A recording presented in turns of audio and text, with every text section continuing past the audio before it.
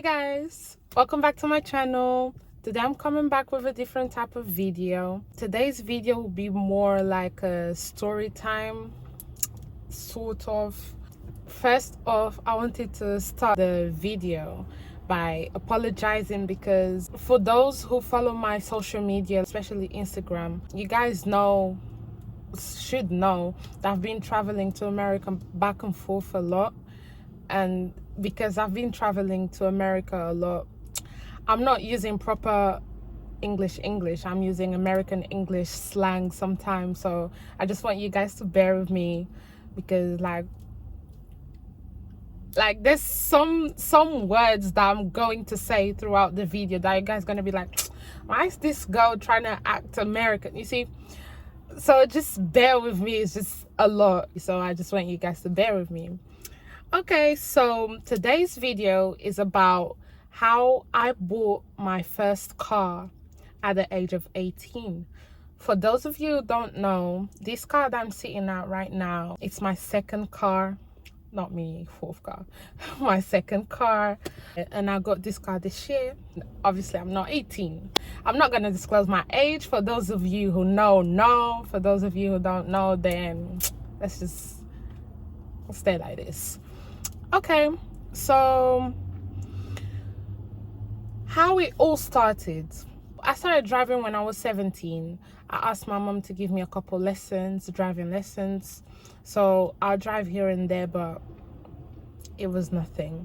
When I became 18, I told myself that I wanted to pass my driving license and have my car within that age. So within that year, I wanted to have my car and my driving license. Earlier on that year, I started doing my theory lessons because obviously when you want to have a driving license, you need to do a theory test and then a practical test. I started doing my theory lessons, but for me, I'm the type of learner that learns best by doing it and watching it.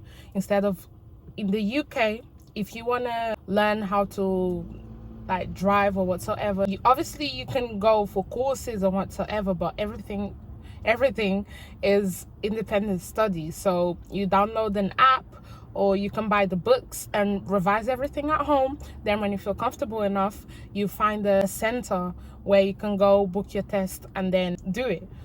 But I decided, so for those of you guys know that I'm Portuguese, right? I was born in Portugal, and I have this mind block that when I'm too nervous or angry, anxious, whatever, my mind stops translating English, like even Portuguese at times. So I felt more comfortable with having a Portuguese speaking instructor. Luckily for me, he's from my own country, Angola. If you know me, I love motivating people to always do what's best for you guys. So I'm gonna leave his Facebook and everything so you guys can reach out to him if you want. I super recommend him. His name is Guilherme, and I've recommended him to all my friends. But yeah, let me not go off topic. I spoke to my driving instructor and I asked him, can I do some of my driving lessons without having done the theory test? He said yes, as long as I have the provisional driving license, which was for it's for learners, which I had everything. I done lessons with Guilherme. It was 2 hours all the time, 2 hours. It was very good because obviously as you're driving, your instructor will always tell you, oh, this is what you should do, this is what you shouldn't do. So this sign stands for this sign stands for that. So it also helps with your theory and your learning at the same time, your practical lessons. A long story short, I passed my theory test 4th time. Listen, I told myself I've already failed 3 times. If I fail this 4th time, forget it. I'm gonna drive illegal because ain't nobody telling me otherwise. It was always 2 or 3 points away or whatever, and I was so frustrated. I was like, there you go, frustrated. I was so frustrated. The 4th time, I was like, I'm gonna change test centers because I've heard that different test centers have different questions. So I was like, I might as well just try give it a shot. And as soon as I tried, I changed to a different test center. I passed first time and a different test center. Obviously, it was the fourth time. I started my driving lessons, the practical ones, February. Yeah. And then by June, in June, I went to Portugal and I stayed in Portugal from June until September. So during that time, I wasn't driving or whatsoever. Once I came back, I was like, you know what? Let me not get too comfortable. I told myself that I wanted to pass my exam and have a car by the age of 18. My birthday's coming up already. So this was September once I came back. My birthday's in January, for those of you who don't know. I was like, yeah, so let me get myself straight. I started working. I was doing really well. I had just finished college, so I decided to take a gap year and not go to university straight away. I decided to start working that year, and I was like, I should be investing this money towards my driving license. I'm already halfway through, so why not? Like, let me do this. Okay, so I started doing my lessons again. I booked my driving exam for the 12th of December. Once I booked my lessons, I had already started looking for cars. Back then, I was looking for something not too expensive, but affordable and a reliable car at the same time. Sorry, guys, my back hurts so much today. Yeah, so I found my baby. I found the one that I fell in love with, which was I hope I say it right again, because English be something. I found a Renault Clio. I'm gonna say how we say in Portuguese, because bro, Renault Clio. Okay, so I found it. It was a 2014 plate. So he was quite young. It was a 2014 plate. Only had 32,000 miles on the clock. It was very good for his age. Engine size was 1.2. I was like, yeah, I really like this car. And one thing that I always advise you guys that are planning to buy cars in the UK, always look for categories. Try to do HPI checks. It's very important, especially if you're buying a car from a private seller. If you're spending more than 5k on a car, go for a HPI check. Always. I didn't spend 5k on my car. He listed it for £4,000 and I managed to bring it down to 3,700, which was a very, very good price once again for the mileage that the car had and the age. The seller was a bit funny because I think he sold me the car. I got the car, whatever. I drove the car home. Literally, oh, by the way, I got the car. I didn't even look at the engine or nothing. Same with this car. I see the outside. I'm like, I'm in love with it. I'm taking it. And I hope for the best all the time. I got the car, drove home, whatever. Then the next day I had to go to work. I was going to go to work without a driving license, guys. Don't do that.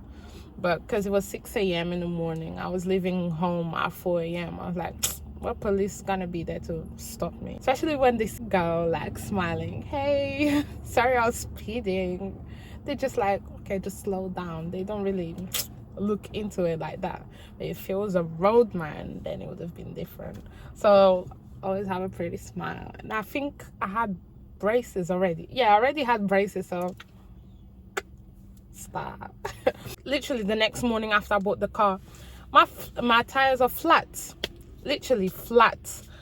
I'm like, oh, this wasn't like this last night. I drove the car home 1 hour and a half drive, and this wasn't like this.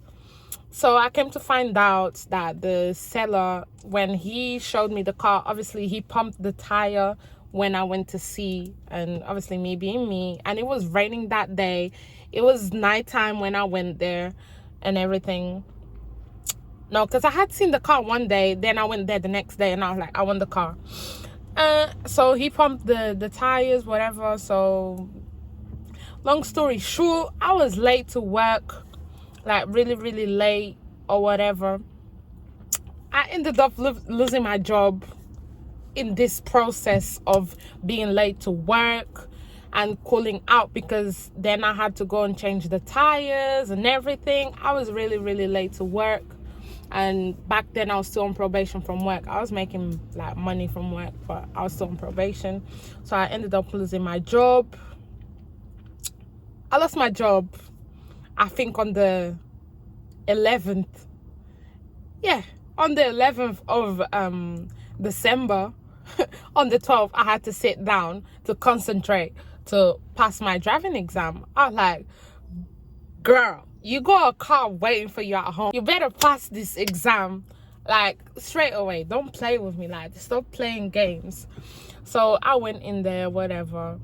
I done my thing. I passed first time. I had 2 minors, if I'm not wrong, which was really, really good.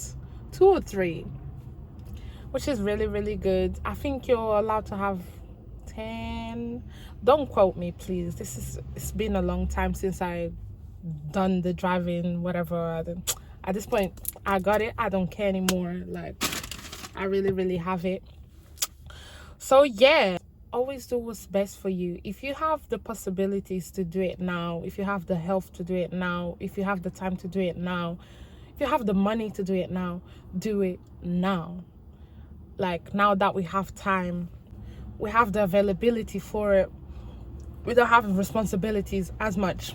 I'm talking for people my age group. Obviously, there's older people, there's younger people. So I'm the type of person that I'd rather do it now and get it over and done with. For example, my driving license, I always put in my head that one day I'm gonna have kids. I don't want my kids, I don't want to be going with a stroller or whatever on the public transport. I don't want to do none of that.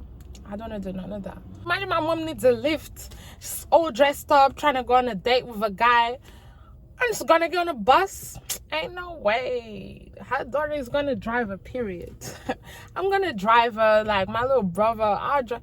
Like, if you can do it now for yourself, do it.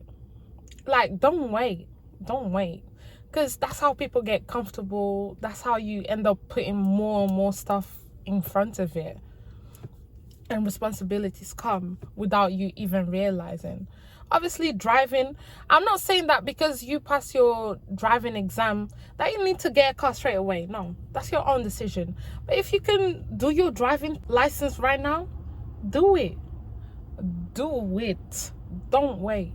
Do it. Like, there's nothing better than like coming out from a party, you're so tired and you don't have to wait for a train and go on a train for a 1 hour journey when you can just get inside of your car, listen to your own music, turn your AC on while people are just outside with rain, and you're here vibing, going home, like straight home, no stops, no like looking at other people's faces, nothing. There's no better joy than that. My car, I found it through Facebook Market. Usually it's all private sellers. I always tell you guys to be very, very careful. I'm gonna say this briefly, but with this car that I have right now, I spent more than 10k for this car.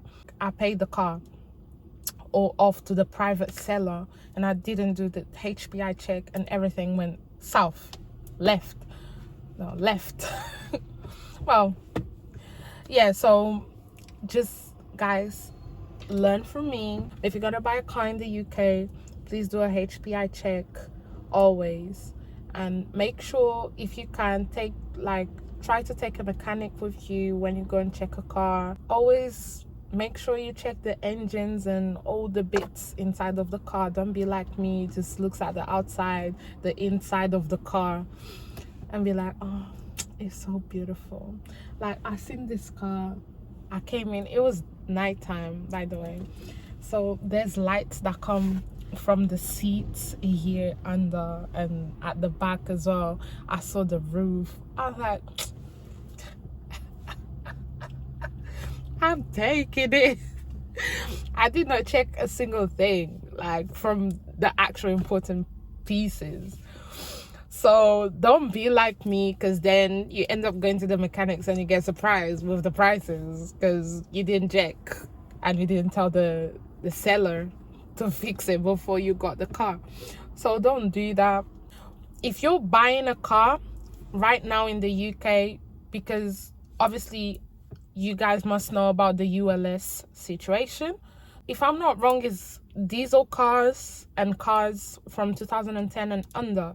So I advise you guys to get a car from 2010 upwards and try to avoid diesel. My car is diesel, but it's a 2016 plate, so I guess it complies with, I don't really get what cars don't comply and what cars do, but that's what I heard, so I just go from there.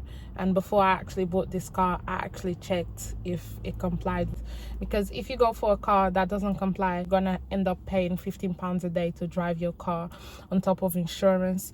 And I also want you guys to be aware that insurance for first year drivers, it's going to be very, very expensive.